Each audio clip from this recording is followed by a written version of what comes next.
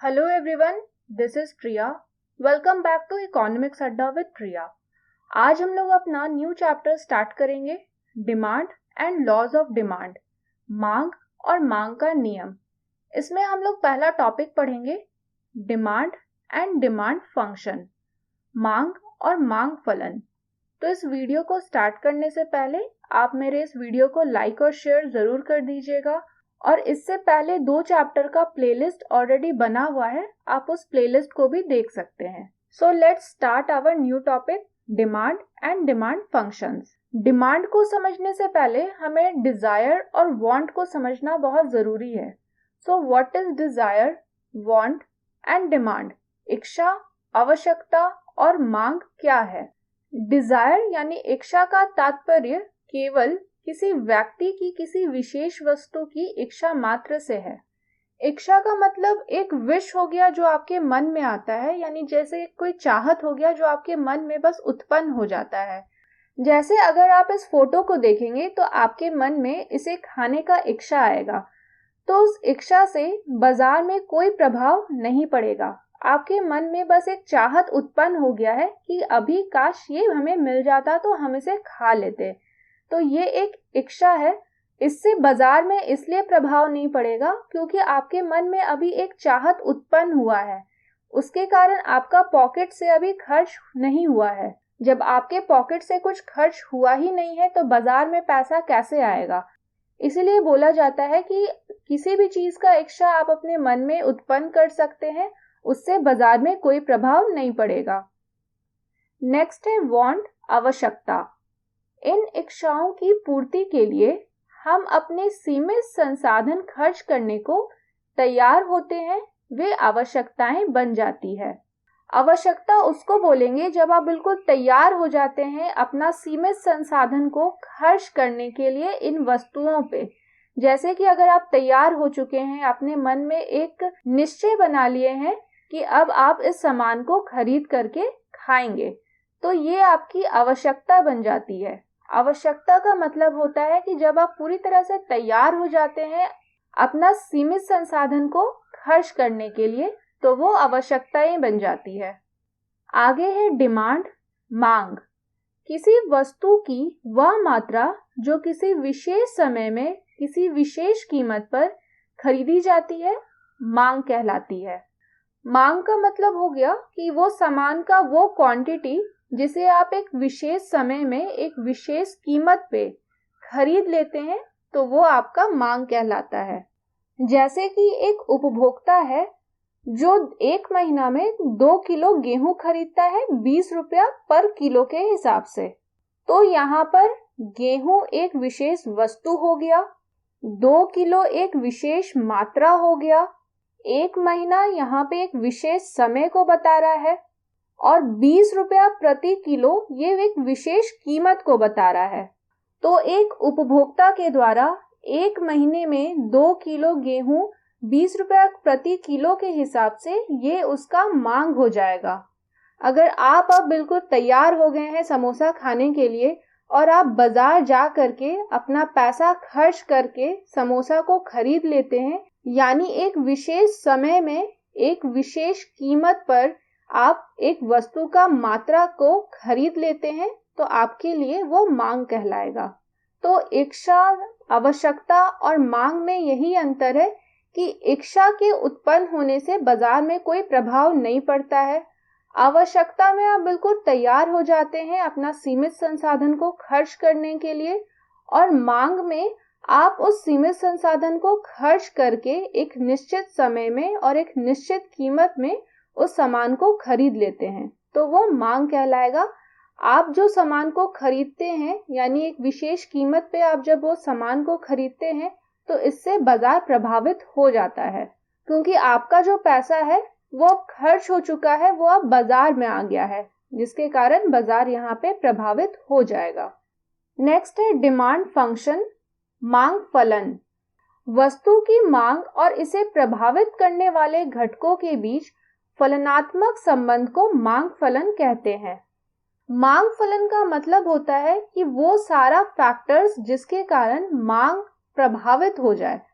तो सारा फैक्टर्स के बीच में एक संबंध होता है जिसे हम मांग फलन कहते हैं। जैसे अगर कोई वस्तु का कीमत अगर बढ़ जाता है तो ऑटोमेटिक है कि हम लोग उसका जो डिमांड है वो कम कर देंगे। लेकिन इसका विपरीत भी होता है कि अगर किसी वस्तु का कीमत घट जाए तो हम उस वस्तु का डिमांड बढ़ा देते हैं। तो यहाँ पे वस्तु का जो मांग है वो प्रभावित हो गया, वो कभी कम हो जाता है तो कभी बढ़ जाता है। किसके कारण? तो उस वस्तु का कीमत के कारण। तो यहाँ पे वस्तु का कीमत और वस्तु का जो मांग है ये दोनों के बीच में एक संबंध को बता रहा है कि अगर कीमत बढ़ जाएगा तो हम मांग कम करेंगे और जब कीमत कम हो जाएगा तो मांग हम ज्यादा करेंगे। तो इन दोनों के बीच में एक फलनात्मक संबंध है जिसे हम मांग फलन कहते हैं। तो मांग फलन में हम लोग देखेंगे कि वो कौन कौन सा फैक्टर्स है, यानी कौन कौन सा घटक है जिसके कारण हमारा जो वस्तु है उसका मांग कभी बढ़ जाता है तो कभी घट जाता है। तो मैथमेटिकली यहाँ पे लिखा हुआ है एक इक्वेशन के जैसा, dx बराबर f bracket px po y t pcx pop f y d। इसको हम लोग एक एक करके समझते हैं कि ये है क्या। dx का मतलब होता है demand of commodity x, x वस्तु की मांग। f बराबर फंक्शन ऑफ डिपेंड्स अपॉन, निर्भर करता है, यानी x वस्तु का जो मांग है वो निर्भर करता है px पर, price of commodity x, x वस्तु का कीमत पर, यानी x वस्तु का जो मांग है वो निर्भर करता है x वस्तु का कीमत पर। अगर x वस्तु का कीमत बढ़ जाता है तो x वस्तु का जो डिमांड है वो ऑटोमेटिक कम हो जाएगा, या इसका विपरीत होगा कि अगर कोई वस्तु x है उसका कीमत अगर कम हो जाए तो उसका डिमांड जो है वो बढ़ जाएगा। तो x वस्तु का जो मांग है वो निर्भर करता है x वस्तु का कीमत पर। नेक्स्ट है PO। PO का मतलब होता है प्राइस ऑफ अदर कमोडिटीज, अन्य वस्तुओं की कीमत। तो हमारा जो वस्तु का जो मांग है वो अन्य वस्तुओं का कीमत पर भी निर्भर करता है।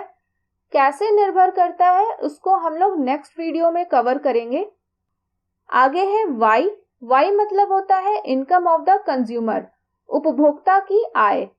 अगर आप एक उपभोक्ता है और आपका इनकम बढ़ जाता है तो इस बढ़े हुए इनकम के कारण अब आप मांग ज्यादा करेंगे, यानी डिमांड ज्यादा करेंगे। तो इसका विपरीत भी होता है जब आपका इनकम कम हो जाता है। अब इनकम आपका कम है तो आप ज्यादा सामान को नहीं खरीद पाएंगे, जिसके कारण आप डिमांड कम करेंगे।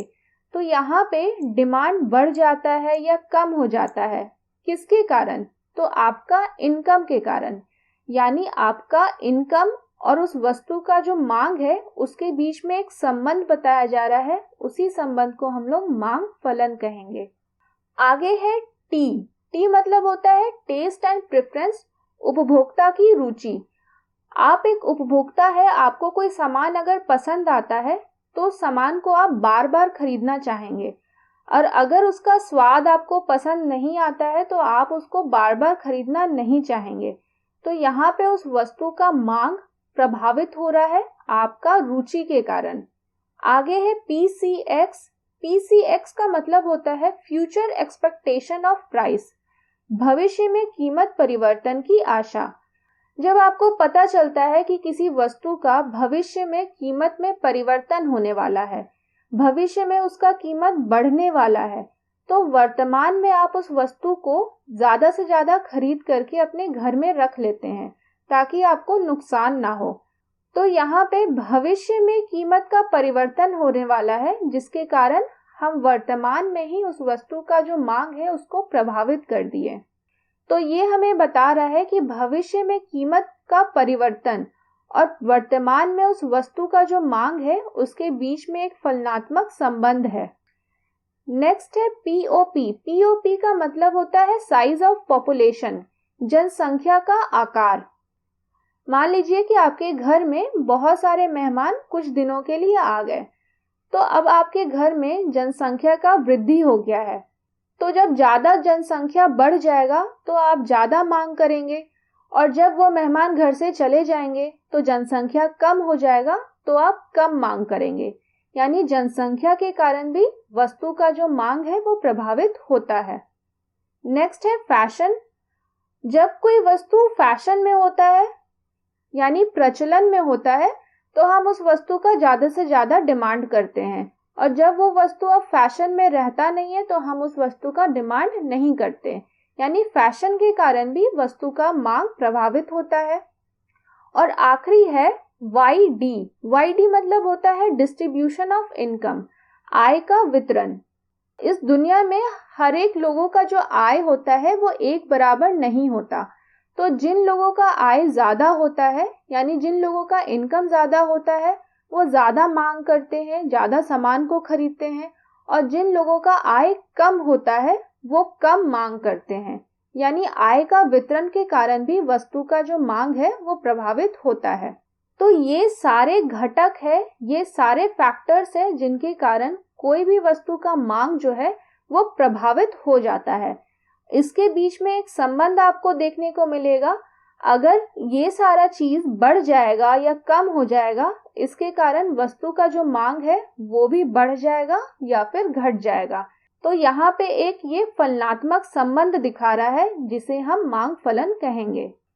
प्रीवियस वीडियो का हमारा क्वेश्चन ऑफ द डे था, which of the following type of economy has purely private ownership. निम्नलिखित में से किस प्रकार की अर्थव्यवस्था में पूर्ण रूप से निजी स्वामित्व होता है? Capitalist economy, mixed economy, socialist economy, all of the above. पूंजीवादी अर्थव्यवस्था, मिश्रित अर्थव्यवस्था, समाजवादी अर्थव्यवस्था, उपयुक्त सभी। इस क्वेश्चन का सही आंसर ऑप्शन ए होगा, यानी कैपिटलिस्ट इकोनॉमी, पूंजीवादी अर्थव्यवस्था। आप में से बहुत सारे व्यूवर्स ने इसका करेक्ट आंसर दिया। आज का हमारा क्वेश्चन ऑफ द डे है, which of these are the factors affecting demand. इनमें से मांग को प्रभावित करने वाले कारक कौन से हैं? Price of a commodity, income of the consumer, size of population, all of the above.